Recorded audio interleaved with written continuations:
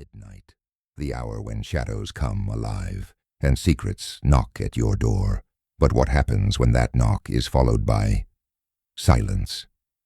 I'm Detective Drayk, and tonight we're unraveling a case that will make you question every sound, every shadow, and every face behind a mask. Why should you keep watching? Because by the end of this you'll realize the truth is always closer than you think. It all began at the old Blackwood Manor, a crumbling estate on the edge of town. The call came in at 12:07 a.m. A frantic voice on the line said, "Someone's here. They're wearing a mask. I don't know what they want, but I think they're still inside." By the time I arrived, the house was eerily quiet. The front door was slightly ajar, and the only sound was the ticking of a grandfather clock in the hall. The victim, Mr. Victor Blackwood, lay at the foot of the staircase, his face frozen in terror. A single stab wound to the chest. No sign of a struggle, no weapon left behind. But there was one clue, a black mask, discarded near the body. It was sleek, featureless, and chillingly familiar. As I stepped inside, the audience, you, were with me every step of the way. Remember when I opened the closet under the stairs? You thought the killer might be hiding there, didn't you? But all I found was a stack of old photo albums, or so it seemed. Tucked between the pages was a letter, addressed to Victor. It was a threat. You can't hide forever. Midnight is coming. The house was a maze of secrets. Victor's study was filled with documents about his shady business dealings, blackmail, fraud, and worse. But the most intriguing find was a locked drawer in his desk. When I finally pried it open, I found a collection of masks, identical to the one left at the scene.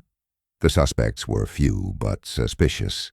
First, there was Mrs. Eleanor Blackwood, Victor's widow. She claimed she was asleep in her room, but her hands were stained with ink, the same ink used in the threatening letter. Then there was Victor's business partner, Mr. Gregory Hale. He had a motive.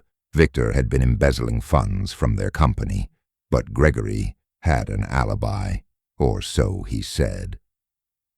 The third suspect was the housekeeper, Miss Clara Finch. She seemed harmless, but her room was filled with newspaper clippings about Victor's crimes. Was she a victim seeking justice, or something more? As I dug deeper, I found a hidden passage behind a bookshelf in the study. It led to a small, dimly lit room. Inside was a chair, ropes, and a table covered in tools. This wasn't just a murder. It was a planned abduction gone wrong. But who was the intended target? The final clue came from the grandfather clock. When I opened its face, I found a hidden compartment.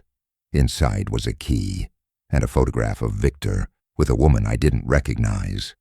On the back of the photo was a name, Isabella. I confronted Eleanor about the photo. She broke down, confessing that Isabella was Victor's first wife, who had disappeared years ago. She believed Victor had killed her, and now someone was seeking revenge. But just as I was piecing it all together, the lights went out. A masked figure appeared at the top of the stairs, holding a knife. I chased them through the house, but they vanished into the night. When I returned to the study, I found Gregory Hale dead, a knife in his chest. The mask was gone. So you see, this case was anything but simple. A web of lies, a trail of masks, and a killer who slipped through my fingers. But that's the thing about midnight. It's the hour when the past comes knocking, and the truth, well, the truth is always wearing a mask. The masked visitor was just the beginning.